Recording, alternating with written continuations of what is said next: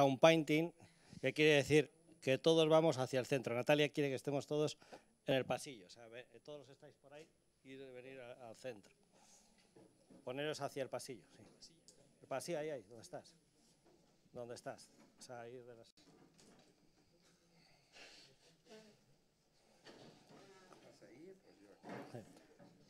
Bueno, Natalia también es parte del grupo nuestro. Ella viene de la danza y es profesora también en la Facultad de Magisterio. Y bueno, hizo hace unos años el doctorado también sobre danza. Y hoy nos va a proponer una acción o danza o performance sonora. Entonces, cuando quieras.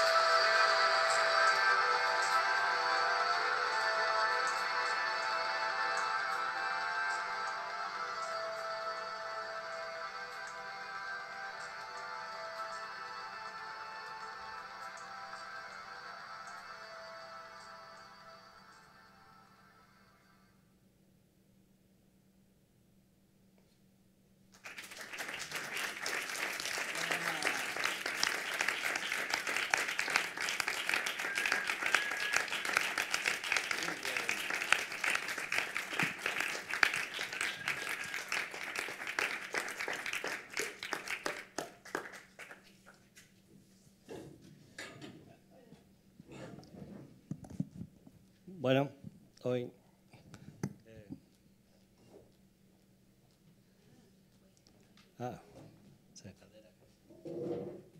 Bueno, ahora si queréis intervenir o tú vas a intervenir. Sí. Me gustaría contaros un poquito dónde viene la idea y luego si tenéis preguntas, si os parece bien. Vale. Bueno, lo primero de todo explicar que decir que el título de esta pieza es Irrintzi Biltaria, que quiere decir Irrintzi itinerante, y fue una de las ideas que se quedó en el tintero en el último espectáculo que hemos creado en la compañía que dirijo, que se llama Organic. Entonces, un poco para contextualizar cómo tratamos el sonido en ese espectáculo, pues me gustaría explicaros primero cómo Irrintzi In, que es el título en concreto de ese espectáculo, es un espectáculo de danza donde hay un pequeño texto y donde hay música en directo, y el sonido lo tratamos de varias maneras, pero teníamos muy claro cómo no queríamos que el sonido viniera solamente de las peas, ¿no? Entonces, bueno, este es el título que os decía, Irrintzi Biltaria, y queríamos viajar con el sonido por el espacio, ¿no? Entonces, sabíamos que no queríamos que exclusivamente el sonido saliera directamente por las peas. También teníamos claro que queríamos que saliera del escenario, porque hay piezas que las trabajamos para espacios convencionales como teatros, y otras en otros espacios como puede ser la calle, etcétera, ¿no? Pero como estaba pactado ya que iba a ser un espectáculo de sala, queríamos que a pesar de hacer el espectáculo en el escenario, que en un momento el sonido saliera fuera. Y por otro lado, queríamos buscar esa cercanía con el público. ¿Qué pasó? Pues que llegamos al espectáculo donde estaba esta primera parte, que más o menos es por orden además. En una primera parte hay un sonido desde la PEA, donde el músico que ha compuesto toda la banda sonora es el mismo que toca en directo y es el mismo que ha creado la instalación sonora que voy a explicar. Bueno, partimos de los conceptos de los efectos de repetición y el uso del loop de Steve Reich.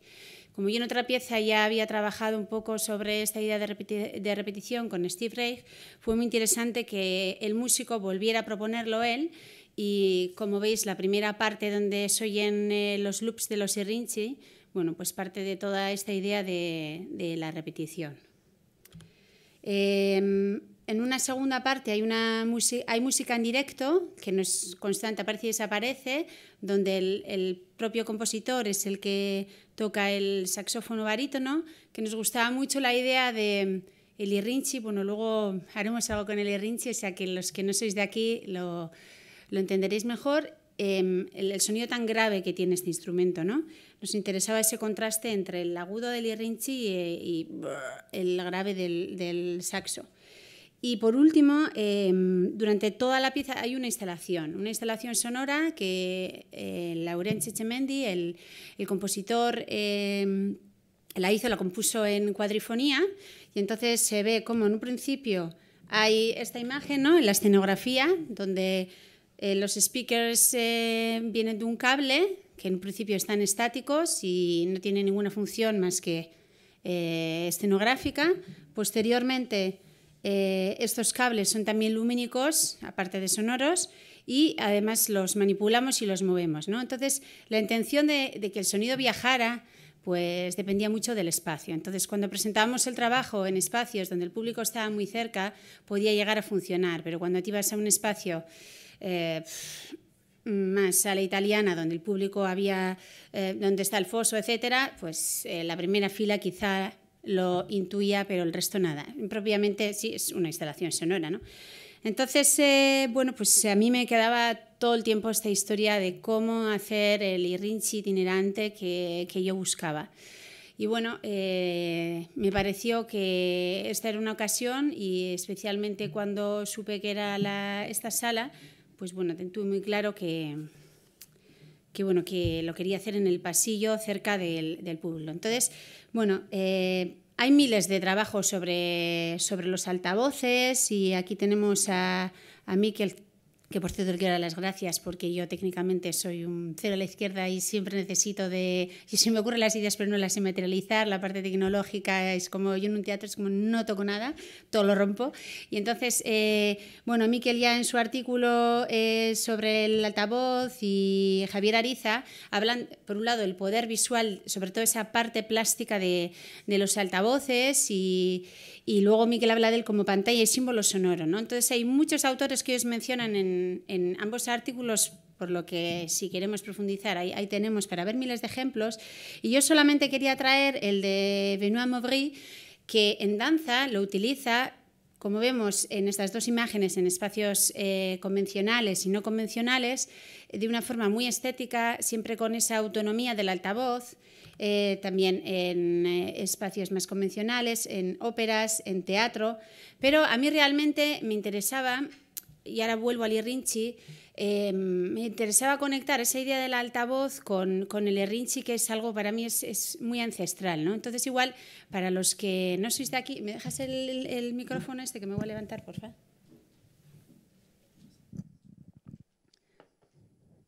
Entonces, a mí lo que me interesaba de esta presentación era utilizar el altavoz de la forma más cruda que me parecía, que era desnudarlo, sacar esa pantalla que vibrara y, bueno, ya que estamos hablando tanto de compartir, esa idea estaba desde el principio. Y cuando hicimos el proceso de investigación del movimiento, el material que encontramos después de buscar y buscar, porque lo más difícil en danza es cómo hacer un movimiento que le dé carácter a la pieza, ¿no? Algo, pues, como hemos dicho, está todo inventado, ¿no? Pero encontramos algo que nos funcionaba, que era la vibración, hasta el punto de que para mí empezar a trabajar a partir del Irrinchi partía de una imagen de una mujer octogenaria. ¿Por qué? Pues bueno, porque el grito del Irrinchi es algo que actualmente se identifica con un grito de celebración, ¿no? Que en la mayoría de las ocasiones es un grito de alegría. Antiguamente tuvo muchísimos usos, pero a mí me interesaba esa parte del grito reivindicativo de la mujer. Por eso somos dos mujeres en escena y el intérprete músico entra y sale, o sea, no tiene un papel, digamos, más secundario. Y me interesaba el usar los cables también por algo que comentaba esta mañana Llorens, la potencialidad, no ha sido Miguel, creo, la potencialidad de los límites. ¿Quién de los dos lo ha dicho? Ya no me acuerdo, chicos. ¿Tú no, Miguel? Bueno, el caso es que esa historia de bailar con unos cables, porque sería mucho más sencillo hacerlo de esa manera autónoma, ¿no? Como propone Maubry, pero yo quería ir a esa parte más burda, más grotesca, menos estética, que a su vez propone otra estética, obviamente, y me interesaba sobre todo que el sonido se conectara con esa vibración del movimiento con la que habíamos trabajado. Y el Irrinchi en sí, para el que no lo conozca, es un grito que antiguamente, o sea, tiene orígenes, actualmente se reconoce en eventos festivos o en eventos culturales puntuales, donde bueno, hay otros símbolos de la cultura popular. A día de hoy casi que se ha convertido en uno, pero antiguamente tenía un uso de comunicación, por ejemplo, cuando no existían los vehículos, entre valles, cómo se comunicaban, por ejemplo, como un signo de alarma, que una ternera tenía problemas al parir, entonces lanzaban un Irrinchi y sabían que tenían que ir en ayuda, y ese tipo de eventos, ¿no? O, por ejemplo, luego ya en un contexto bélico lanzaban el Irrinchi como un grito de guerra para intimidar al adversario. Y a mí me interesaba sobre todo el aspecto del Irrinchi como el grito, ¿no? Entonces, aquí, como venimos a recoger, bueno, al menos mi intención era ir a esa parte del sonido, no tanto del cuerpo, quería que veáis también cómo el final es... para mí tiene como dos fases el Irrinchi, ¿no? Esto que para mí viene como debajo de la tierra, ¿no? Como una vibración que empieza de abajo arriba, pero que es muy rápida, porque el Irrinchi es muy agudo y empieza desde muy arriba, ¿no? Y cómo luego hay una repetición con un fonema que es el ay, entonces se repite el ay, ay, ay, ay, ay, ay, y acaba en el clímax. Y me interesaba también esa parte final que es como... un vaciado total, ¿no? Es como un poco orgásmico el irrinchi en ese sentido. Entonces, bueno, ya que estamos en un día de participación, voy a primero lanzar un irrinchi para los que no sepan lo que es un irrinchi y luego el que quiera que se anime, ¿vale? Entonces, ahí vamos. Uf, con el micrófono va a ser complicado porque sin micrófono porque lo voy a petar. Entonces, bueno, sí, porque no voy a poder controlar la distancia del micro. Así, sin calentar y tal. Bueno, vamos allá.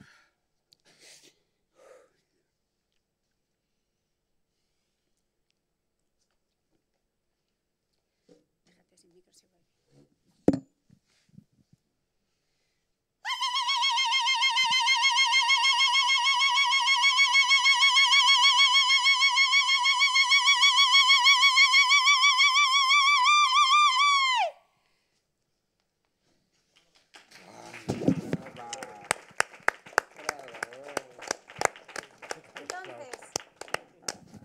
Entonces, la idea también de entrar en la comunicación con el público era esa música que era totalmente repetitiva, que estaba en muchas partes en loop y como al quitarle, ¿no? Al estar sobre la pantalla del altavoz, y es algo muy pequeñito, ¿no? Entonces, por eso intentaba hacerlo de una manera respetuosa, porque yo os miraba a los ojos, vosotros siempre mirabais el altavoz, pero vamos, cuando alguien no quiere, obviamente, pues es la primera vez que lo hago. Así hicimos una pequeña prueba en el grupo, pero bueno, ahora hay mucha más gente.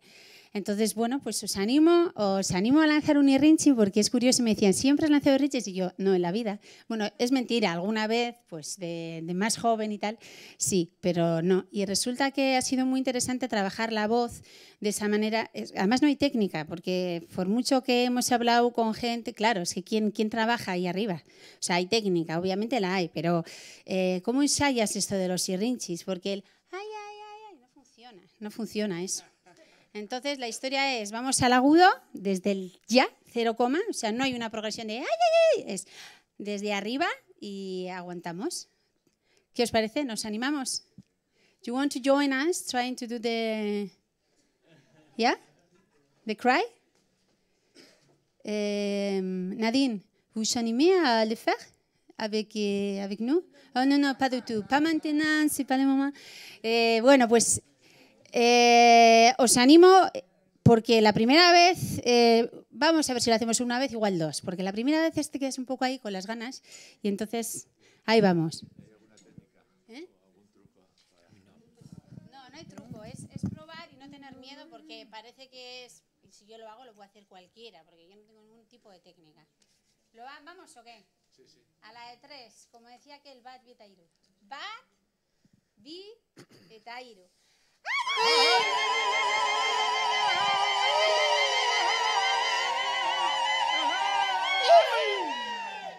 Bueno. Ese hay que lanzarlo. Yo creo que no hace falta repetir.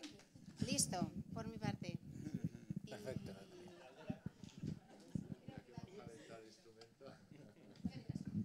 Las preguntas o bueno, intervenciones. Bueno, se me ha ocurrido cuando has dicho lo de los cables, y como la idea de que se convertía como que el amplificador sería la placenta, ¿no? Y se podía extender el sentido contrario, ¿no? Que sería el cordón umbilical sonoro, ¿no? Por eso que puede sugerir mucho cambiar, ¿no? Sale de ti, pero de repente de ti es como si llevaras todo el amplificador, la etapa de potencia serías tú y todos los demás. Quiere decir que muchas veces está muy bien, porque todos pensamos inalámbrico ni nada, entonces a veces el hecho de darle la vuelta, pues también, ¿no? Me ha venido a la cabeza, anda, pues son como muchos cordones umbilicales, pero son de audio. Porque como el sonido se oye antes de nacer, creo que la cobaya es el único animal que antes de nacer, un día antes, si nos parecemos a la cobaya, también se desarrolla un día antes. El perro que después, por eso yo creo que es sugerente que le estás dando, y lo de sentir la vibración, ¿no? Como de tu placenta etapa de potencia. Pero bueno, que sugiere mucho. Y tiene esa fuerza cutánea, porque uno cuando lo pones, a mí me lo has puesto en los hombros, y según aprietas, la vibración de la materia elástica, que es la que traduce la onda, pues te llega al cuerpo o sale del cuerpo o interactúa con la piel, piel. Según aprietas lo puedes matar o dejar semi-muerto, pero según lo vas soltando empieza uno a vibrar ahí connotativamente, ¿no? Y digamos que sí, es muy...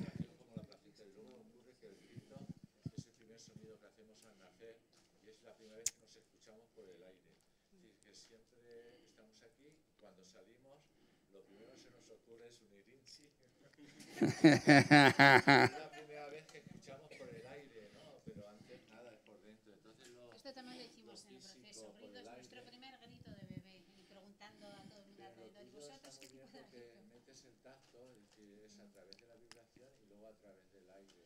¿No? Puede ser que ese juego de asociación de sentidos puede ser. Luego están los graves, que los graves son los que más se meten en el cuerpo. Los agudos que se cansan más, corren más, pero se cansan antes. Pero los graves son los entrometidos. No me refiero yo que si metes graves... que si metes, curiosamente, los graves son más entrometidos, cuesta más. Y los agudos corren más, pero se cansan antes. Entonces, claro, poder jugar esa idea de la vibración en agudo o en qué decir, la relación agudo-grave, ¿no? en esa. Pero sí que me parece interesante el tacto y el aire, es decir, esa relación con el altavoz también la tenemos nosotros antes de nacer y ese cambio entre aire y contacto puede ser interesante también. Pero bueno, que sugiere mucho. Luego nos meteríamos el agua, ¿no? Nos faltaría meternos con altavoces acuáticos.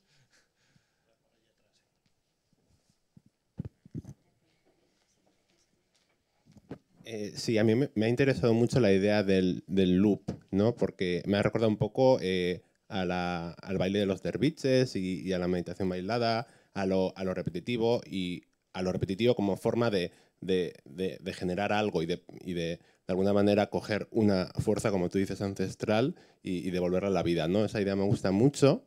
Y te quería preguntar si trabajáis siempre con loops musicales de Steve Reich, porque me encanta Steve Reich, pero también hay un autor que se llama William Basinski, que usaba loops y usaba con cintas y de hecho las iba como destrozando las cintas para crear ese proceso de degeneración orgánica. Y no sé, que si la pregunta es esa, si siempre usáis los loops de Steve Reich. Que va, de hecho creo que fue la primera producción allá por el 2002 donde la usé y ahora entonces fue una propuesta mía y ahora ha sido del compositor y que sí que hizo uso de varios loops. Una pena que no haya podido venir para explicarlo porque en realidad todo el sonido que se ha oído lo ha compuesto él y no, solo esta vez.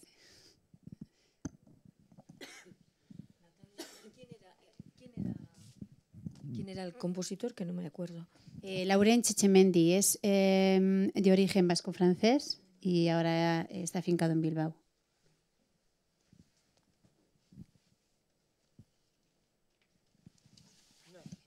Una pregunta técnica.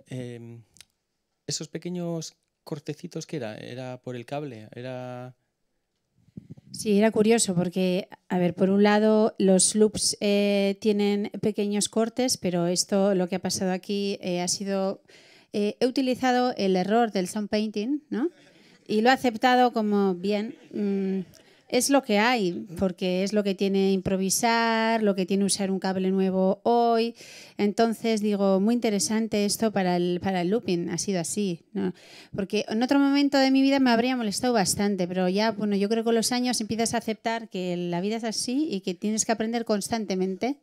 Entonces ha sido... Sí, ahí. Ha habido un momento como... como en la primera parte, ¿no? Cuando avanzabas hacia allí, que se oía un sonido como de telégrafo. Puede ser que es un telégrafo, sí. Con algo implícito. Esto es una pena, una vez más, que no está aquí Laurent, porque él siempre dice que es un artesano del sonido. él se identifica como tal. Entonces, por un lado estaban los Serrinchis, que los grabamos en una iglesia de por ahí, fuera de una iglesia en Ondarru, y lo grabamos con una mujer que fue la única persona que encontramos que había dado cursos de Irrinchi. Digo, ¿y esto cómo se enseña? Fue muy curioso. Y entonces empezó ella y hicimos un canon de Irrinchis, ella, la otra intérprete yo, y de ahí sacó esa parte de los Irrinchis. Y después Laurence a eso le sumó infinitas capas, y entre ellas el telégrafo. No te puedo decir exactamente cómo lo hizo, pero porque me lo contó, pero no me acuerdo en ese momento. Pero se lo preguntamos, sí, sin problema.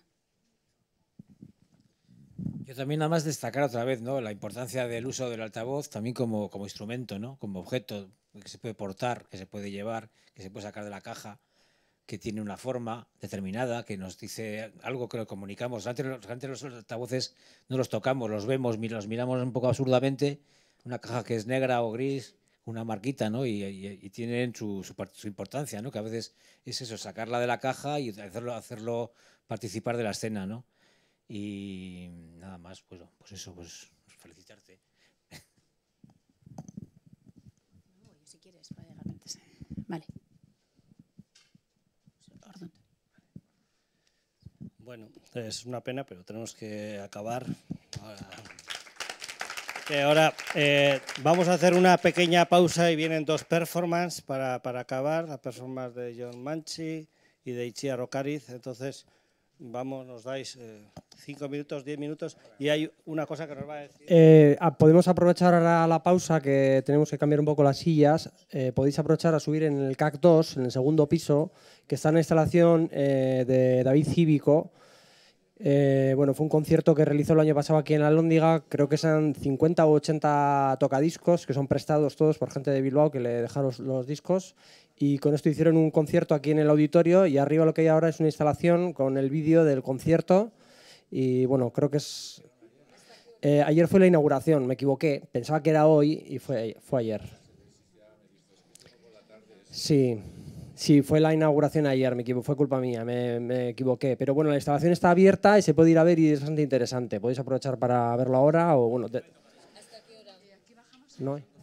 Sí, lo que hay dos pantallas, porque ahora lo que hay es el vídeo donde se ve la actuación que se hizo el año pasado. Sí, gracias. Y yo me voy, mis libros, quedan 3 Cage y alguna cosa más, por si... Cuanto más pesan, más baratos, para volver a entrar al avión más ligero. Mil gracias a todos.